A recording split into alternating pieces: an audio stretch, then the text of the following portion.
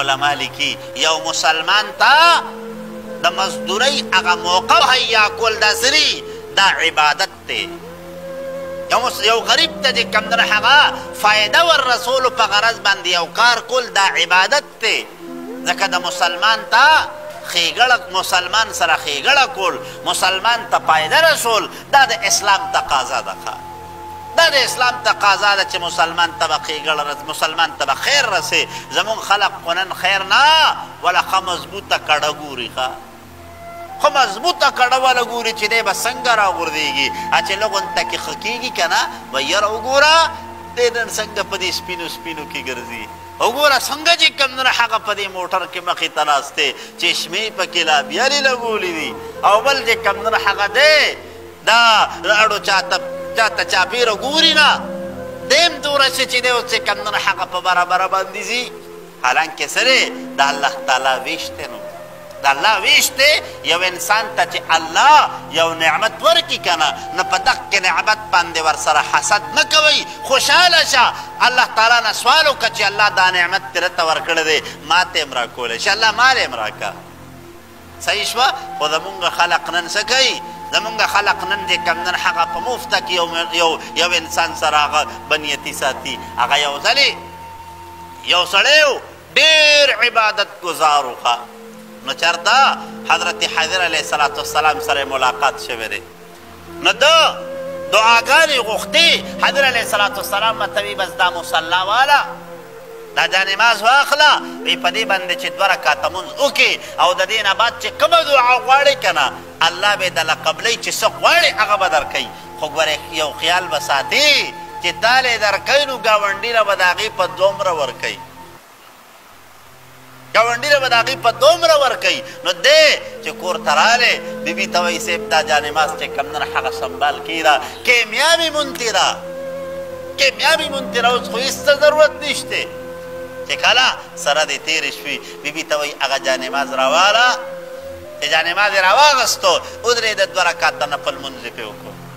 لاسونه یې پورته کړل وی الله ماله چې کوم نه هغه یو 2 چته کور پکار دی د دا خو 2 چته شو خو چې بهر راوتلو د ګاونډي 4 چته و ګاونډي 4 چته و بیا ودرېده وی الله ماله خو یو 10 میخې پکار دی نو دته 10 میلاو شوې او چې راووته نو د ګاونډي شل وې اوس دی په دغه فکر کې دی چې دا ګاونډي مې هسې د الله پلار کړی دی دی پکې را سره هسې ښه کېږي ما له خو چې کوم نه هغه په دې جانماز باندې یو 2 رکعاته وکړم دعا وغواړم الله یې ما ته د دې په برکت باندې راکړي خو دا ګاونډي را سره مفته کې ښه کېږي نو چې کله ډېر تنګ شه که نه نو کور ته رالی ښځې ته وایي ای ښځې هغه جانماز راواله چې راواغستو 2 رکعته نفل لمونځ یې وکړو الله ته یې لاسونه پورته کړل وی الله زما دا خپلې 10 میخې نه دي پکار دا رانه واخله ښځه به ته وایي سړي دا دې څه وکړل وی چپ شه ګاونډي له مې د 20 چپه ورکړه ګاونډي له مې د 20 چپه ورکړه ټیک شوه بیا وی الله تعالی زما دا خپل 2 چته کور نه دی پکار الله مانه واخله ښځه ورته ویل سړي دا خو به یې پرېښودی و که نه وی ښځې چپ شه ګاونډي له مې د 4 چتو چپه ورکړې ده نو بیا وایي الله زما دا خپل یو لاس نه دی پکار دومره حسد دومره چې کوم نه حالانکې سره د ده پې څه نقصان کېدو الله هغه له ورکول نو تا هغه د هغه په ورکړه باندې خو تا له خفګان نه دی پکار د الله ویش دی په تا خو څه کمی نه راته که نه دا خو نه ده چې ګینې به د خانخیلو چوک کې دوکانداران دي چې یو څه خلړ چې بل به راته بد ګوري اچرې بل څه خلړ چې بل به راته بد ګوري صحیح شوه حالانکې هر یو انسان چې کوم نه هغه به خپل مقدر وي